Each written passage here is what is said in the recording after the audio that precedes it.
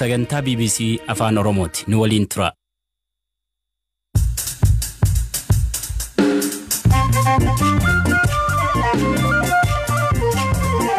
Akkam jirtu hordoftoota keenya sagantaa raadiyoo BBC Afaan Oromoo jimaata galgala muddee 18 bara 2020ti. Badhaasni birrii miiliyoona 10 nama bakka hoogganni olaanoo TPLF jiru eeruuf qophaa'u.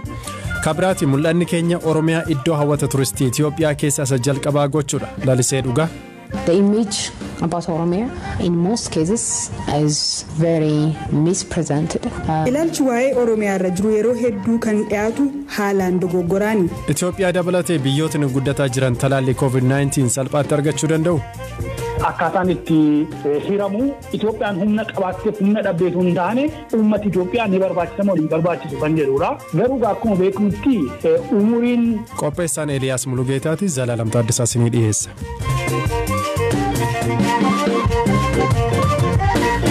Kan jalqabaatiin ijoolleen dhiiraa Naayijeeriyaa 300 ol ta'an mana barnootaa kaaba lixa biyyattii keessatti argamu keessa milishootaan butamanii turan torbaniin booda maatiin walitti makaman. Eliyaas Mulugeetaa gabaasa kana isinitti hima. 344 of the students have been handed over to security agencies. Ijoolleen dhiiraa 344 ta'an qondaaltota nageenyaatti deebifamaniiru. Kaleessa gara galgalaa kana kan dubbatan bulchaan Kaatsiinaa Aminuu Beelloo hunda isaanii ta'uu baatus ijoollee baay'ee deebisiifneerra jedhan. Ijoolleen butaman kunneen magaalaa guddoo bulchiinsaa kan taate Kaatsiinaa wayita gaan mul'ataniiru. Gabaasonni akka jedhanittis baay'ee kan dadhaban fakkaachuun alatti ijoolleen kunneen nagaadha. Gariin isaanii ammallee uffata dambii mana barnootaa isaanii akkuma uffatanitti turan. Mucaan tokko TV irratti akka dubbatetti erga qabaniin booda daabboo fa'ee itti kennaa turani. Iddoon sun baay'ee kan qorru ta'uu himuun gara manaa deebi'uu isaatti dhuguma baay'ee akka gammadee dubbateera. Maatiinis ijoollee isaanii waliin deebisanii wal arguutti baay'ee gammadaa jiru. Muddee 11 ture hidhattoonni Boko Haram mana barnootaa magaalaa Kankaaraa keessatti argamu irratti haleellaa qaqqabsiisuun ijoollee dhiiraa kan butan.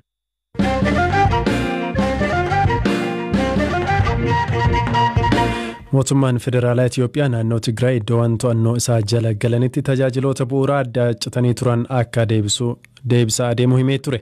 Haaluma kanaan kantiibaan magaalaa Maqalee haaraa muudaman Ataakilti Haayile Sillaasee tajaajilootni bu'uuraa akka bishaanii fi ibsaa adda citanii turan magaalattiif deebi'uu BBC'tti himaniiru. Tajaajilli baankiis akka deebi'uuf hojiin eegaleeraa jedhan. መብራት ሙሉ በሙሉ ጀምሯል። ውሃ ሙሉ በሙሉ ጀምሯል። የአየር ትራንስፖርት ጀምሯል። ባንክ tajaajiloonni akka ibsaa fi bishaanii deebi'aniiru. Balaliin daandiin qilleensaa jalqabeera. Tajaajila baankii guyyoota lamaan kana keessatti jalqabsiisuuf hojjechaa jirra. Hojjettoonni baankii tajaajilatti deebisuuf waan hojjechuu qaban hojjechaa jiru.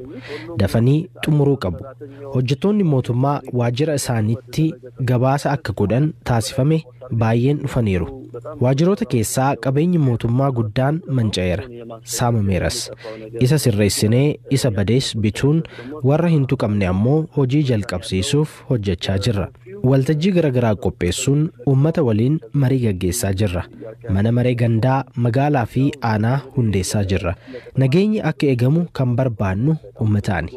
Hanga sanatti humni ittisaa fi poolisiin federaalaa qaama bulchiinsaa ilaallatu waliin ta'uun akka nageenya eegsisan gochaa jirra. Irra caalaa garuu uummataa fi qaamolee nageenyaa gidduu akka riqichaa ta'uun kan gargaaran dargaggoota naamusa qaban uummata keessaa filuun hubannoo kennaafii jirra. Mootummaan Itoophiyaa waraana naannoo Tigraay humnoota TPLF irratti gaggeesse irratti namootni nagaan ajjeefaman hin jiran jedhee ture. Waan kun dhugaadha kan jedhuuf obbo Ataakilti. አንደኛ እኔ ማስለ ከተማ ብቻ ነው ማስተባበረው ወደዚህ ስልጣንም jalqaba ani kaniin bulchuu magaalaa Maqalee qofadha. Gara kanas ergan dhufee guyyaa 5ffaa kooti. Guyyaa qabeenyi saamamuu odeeffannoon nu bira ni dhufa. Kana qaama ilaallatuuf dabarsaa jirra. Ani waa'ee namoota waraana irratti ajjeefamanii dubbachuu hin danda'u. Guyyaa 5 kana keessatti waan nu gahee hin jiru. Garuu poolisiin magaalaa guutummaa guutuutti hojiitti hin deebine. Sa'aatii dabarsuu waliin wal qabatee walitti bu'iinsi darbee akka mudatu odeeffannoo dhageenya. Wal hubachuu dhabuun akka jiru jechuudha. Garuu kana furuuf hojiitti jirra. Sadarkaa du'aatti waajjira keenyatti kan gabaafamee hin jiru.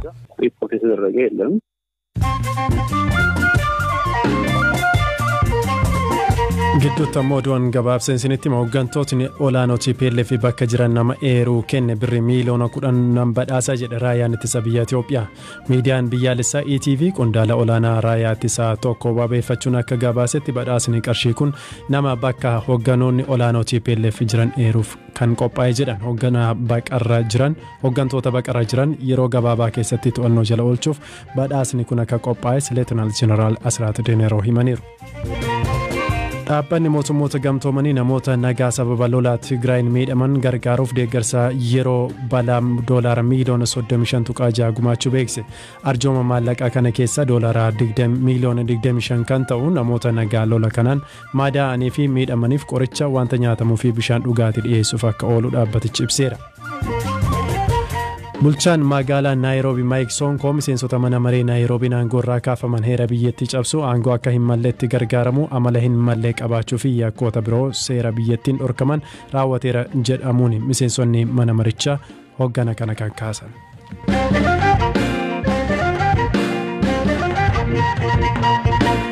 Weeraraa koronaa vaayirasii ittisuuf talaalliiwwan hedduun gabbifamaa turan keessaa tibbana 3 sadarkaa qorannoo yaalii barbaachisuu darbuun tajaajilaaf oolanii jiru. Pfizer, AstraZeneca fi Moderna kanneen jedhaman amma tajaajilaaf akka oolan ta'aniiru. UK talaallii kana duulaan kennuu jalqabdeetti. Ameerikaanis akkasuma talaallii Pfizer yaalii ariifachiisaaf jettee akka hojiirra ooluu raggaasifteetti. Modernaan tibbana 94 ol bu'aa qabeessa jedhamus talaalliiwwan kennaman kanatti makamee jira. Baantii Galata biyya Sweden Yuunivarsiitii Maalargaalenitti barsiisaa fi qorataa fayyaa uummataati. Talaalliiwwan COVID kunneen namoota irratti akkamiin yaalamaa ture kan jedhuu fi biyyootni akka Itoophiyaa akkamiin argachuu danda'u kan jedhu irratti gaafadheera.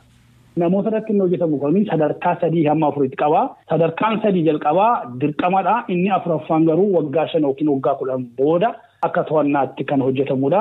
Kanaafuu isa barbaachisu jalqabaa namarratti kan geggeeffamu sadarkaa 3 sana waan darbeedha. Inni tokko nama amma 80tti kan irratti hojjetamudha. Inni lammaffaan immoo namoota 100 kanarratti amma 900,000 kan hojjetanii. Inni sadaffaa 1000 namoota irratti hojjetama jechuudha. Kun hundumtuu qorichi kuni fayyaa namaatiif gaariidha. Isa barbaachisu immoo hin fidaayi, firii barbaachisu hin fidaa jechuudha. Hammam yoo kennan immoo hojjeta. Dhibee addaa immoo uumuu danda'a kan jedhu kana kan irratti qoratamudha jechuudha. Mee rabsasaa irratti gara biyyoota guddataa jiran yookaan harka qalleeyyii ta'an kana keessatti geessuu irratti chaalenjiin akkamii mudachuu danda'a? Keessumaa talaalliiwwan kunneen tempereechar isaan ittiin geejjibamuu qaban digirii seelsheesii 70 ol ta'uu qaba kanneen jedhan jiru ogeessonni fayyaa. Kanaan yeroo ilaallu biyyoota akka Afrikaa keessatti bu'aa qabeessa karaa ta'een geejjibsiisuun waan salphaa ta'a jettee yaadda akka ogeessa tokkootti? Biyya keenya keessatti akkuma beekamu talaallii baay'eetu jira. Talaalloonni baay'eetiif gufuu guddaa kan ta'u haala diilaleessanii abbaa dhimmi isaa barbaadu sana biraan gahanidha. Nu biratti immoo ibsaan hin jiru, geejjibni hin jiru, deebisee immoo eegumsi fayyaallee hojii itti fufeensaan sakaleessa eegalee har'as itti fufee hojjechuu irratti dadhabinatu jira. Haaluma jirutu kana murteessee jira. Kanaaf iyyuu yooma raabsamee biyyuma Itoophiyaa keessa seenellee uummata bira ga'uunsaa kuni chaalenjii guddaa yookiin immoo rakkoo guddaa keessa darba jechuudha. Humna mootummaatii olillee ta'uu danda'a, humna gargaarsota adda addaa kanaa barbaachisu ta'uu danda'a jechuudha. Ayyee biyyoonni garaagaraa doozii miiliyoonotaatiin ajajaa jiru talaallii kana haga uummata isaanii ga'u. Tarii Itoophiyaan uummata miiliyoona 100 ol qabdi. Humna talaallii kana yookaan qoricha kanatti bituu qabaachuu ni dandeessi akka biyyoota guddataa wajjin wal bira qabdee yeroo ilaaltu? Akkaataa talaalliiwwan kun itti oomishamanii lamatu jira. Inni tokko Covaxin jedhu dhaabbatii dhaabame waan kanaaf hundeeffame kun maal godhaa? Humna beekumsa ta'ee horiis ta'ee maal hundumaa biyya lafaarraa sochoosee gar tokkotti fidaa jechuudha. Isaan faayinaansii godha, isaan deeggara qarshiidhaan. Inni lammaffaan immoo self financing biyyoonni of danda'anii qarshii kana baasaniitu oomishiisifatu jechuudha. Egaa maalidhaa? Qarshiin akkaataa qarshiin itti dhufuutu adda adda malee gaafa hiratanii kaalkuleeshiniin ittiin hojjetamu dhaaba eegumsa fayyaa addunyaa yookiin immoo World Health Organization jennutu qamarii sana hojjetaa jechuudha. Akkaataan itti hiramu Itoophiyaan humna qabaattee humna dhabdeetu hin taane uummata Itoophiyaa ni barbaachisa moo hin barbaachisu kan jedhudha. Tarii wanti nu gahu xiqqoo ta'uu danda'a. Miliyoona 100 miti kan herregamu namooti umuriin isaanii waggaa 65 fi isaa ol jiran warri saaxilamuu addaa qabaachuu danda'an meeqadha kan jedhudha. Ogeessi fayyaa meeqatu jira kan jedhudha. Maaliif dursa kan kennamu ogeeyyii fayyaatii fi namoota umuriin isaanii deemedha waan ta'eef. Badhaatu jannata lafarraa lakkaawameen dhumu uumamni kiyaayyoo. Muuziqaa amma dhageessan kanaan gara odeessa keenya xumuraatti ceena. Oromiyaan uumamaa fi aadaa bareedaa akka qabdu namootni beekuu qabu jedhu Komishinarri Komishinii Turizimii Oromiyaa Lalisee Dhugaa. Dhiyeenya kana hojii kan eegale komishiniin kun hawwataalee turizimii misoomsuu, beeksisuu fi fandii turizimii Oromiyaa hundeessuun hojii isaa ijoodha. Aaddee Lalisee waa'ee lakkoo Habtaamuu Xibabuutu dubbisee maaliif gara hojii turizimiitti akka dhufte dubbachuun eegalti. I was born and raised here in Finfinne, and my name is Lalisee Dhugaa. I get a little bit challenged when. As Finfinnee keessan dhaladhee guddadhe maqaan kiyya Lalisee Dhugaati. Afaan Oromoo haasoof xiqqoo shina rakkisa. Kana irratti hojjechaan jira. Dhaggeeffachuu fi dubbisuu garuu sirriittan beeka. Finfinnee keessa akka dubartii Oromoo tokkotti wayita guddadhutti dhokachuu hin dandeessu. Maqaan koo kan Oromoodha. Maqaa koo Laliseetti yeroo hunda nan boona. Sababa maqaa kootiif jecha namoota kaan waliin dubbii fi walitti dhufeenya jalqaba. Hanga hawwata turizimii Oromiyaan qabdu sirriitti hin hojjetamne. Kanaaf anis kana keessatti qooda fudhachuun qabaa jedheen ka'e. Dirreen hanga ammaa itti hojjechaa ture turizimii hin turre. Dhaabbilee idila addunyaa keessatti dhimmoota misoomaa keessan hojjechaa ture. Sababa hojii kootiin walitti dhufeenya namoota biyya keessaaf alaa waliin qabuun waa'ee maqaa koo fi waa'ee Oromiyaa ibsuun narra ture. Giddu galeessa biyyattii keessa jira. Lakkoofsaanis guddaadha. Garuu waa'ee keenya ibsuun nurra hin jiraatu. Beekamuu qabna jedhee yaade. Kanaaf rakkoon kan jiru miidiyaa keessa akka ta'een hubadhe. Aadaan bal'inaan fudhatama argatee saba Oromoo aadaa fi eenyummaa Oromoo kan ofitti simate miti. Mootummaa naannoo Oromiyaaf gorsituu imaammataa ta'ee hojjechuuf yeroon carraa argadhetti hariiroo dhaabbilee idila addunyaa fi naannicha gidduu jiru bareechuuf hojjechaan ture. Ilaalchi jiruu fi dhugaan lafarra jiru waan gargar ta'eef boodarras wanti naaf galee aadaa fi turizimiin salphaatti uummata walitti fiduu danda'a. Easily bring kind of people on the same platform. Aaddee Laliseen akka jettutti naannoo Oromiyaa irratti ilaalcha dogoggoraa hedduutu jira. Isa kana jijjiiruufis hunduu hojjechuu qaba jetti. The image about Oromia in most cases is very misrepresented. Ilaalchi waa'ee Oromiyaa irra jiru yeroo hedduu kan dhiyaatu haalaan dogoggoraani. Waa'ee naannichaa ilaalchota dogoggoraa hedduutu jira. Gama miidiyaaleenis waa'ee naannichaa duulli ni gaggeeffama. As keessaa gariin dhugaa jiru irratti kan hundaa'anidha. Akka kootti hawaasni fi mootummaan waa'ee kanarratti itti gaafatamummaa fudhachuu qabu. Haa ta'u malee waan lafarra jiruu fi duula hawaasa kanarratti gaggeeffamu wal bira qabdee yoo ilaaltu garri caalu soba akka ta'e nan arga. Waan dhugumaan lafarra jiru agarsiisuu fi amansiisuuf ciminaan irratti hirmaachuu qabna. Wantoonni mudatan ni jiru. Inni kunis kan nama gaddisiisuu fi furuu kan dandeenyudha. Haa ta'u malee ilaalchi namootaa hojii manaa koomishinii kootii isa olaanaadha. Wayita waa'ee turizimii Oromiyaa keessaa haasofnu namoonni waa'ee rakkoo nageenyaa haasa'u. Waa'ee hokkora naannicha keessa ture dubbatu. Sababa kanaatiin ilaalchi namoonni qaban kan nuti feenu miti. Waan hedduu hojjechuun nurraa eegama. Si'oominaan hirmaachuun barbaachisaadha. Kaanis dhufanii waan lafarra jiru ilaaluu fi nutis dhugaa jiru himuun nurraa eegama. For others to come and see what's on the ground, as well as for us to tell the truth. So it's a responsibility from all sides.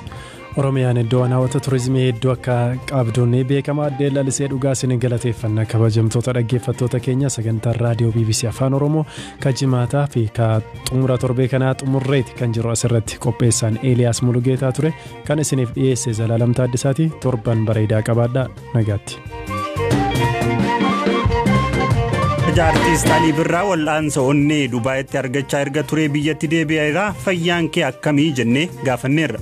Lawchi onnee kiyyaa haga barbaachisurraa gatii bu'eef jecha sergerii san godheetan dhina fayyeetan galata rabbii. Odeessaalee biroos qabnaan Galaanaa Balay nu waliin tura. Barreessaa olaanaan dhaabbata biyyoota gamtoomanii Antooniyoo Guutereez haalli naannoo Tigraay ammallee akkana yaaddeessetti jira jedhan. Mootummaan Itoophiyaa naannicha keessatti olaantummaa seeraa akka deebisuus gaafataniiru. Guutuusaa Hamzaa Huseentu isinitti hima. Kaaba Itoophiyaa naannoo Tigraayitti kabaji mirga namoomaa osoo hin tuqamin hatattamaan olaantummaa seeraa kabachiisuun akkaan barbaachisaadha jedhe dhaabbati biyyoota gamtoomanii. Ibsa guyyaa wiixataa kaleessaa baheen barreessaa olaanaan dhaabbatichaa Antooniyoo Guutereez haalli yeroo ammaa naannicha keessa jiru daran yaaddessaadha jedhan. Kanneen daangaa cahanii Sudaan galaniin alatti naannoodhuma Tigraay keessatti namoonni hedduun gargaarsa namoomaa akkaan barbaadu. Kanaafis ulaan gargaarsa namoomaa danqaa malee akka banamu gaafataniiru qondaalli olaanaa UN kun. Torban darbee aangawoonni Itoophiyaa hojjettoota gargaarsaaf ulaa akka banan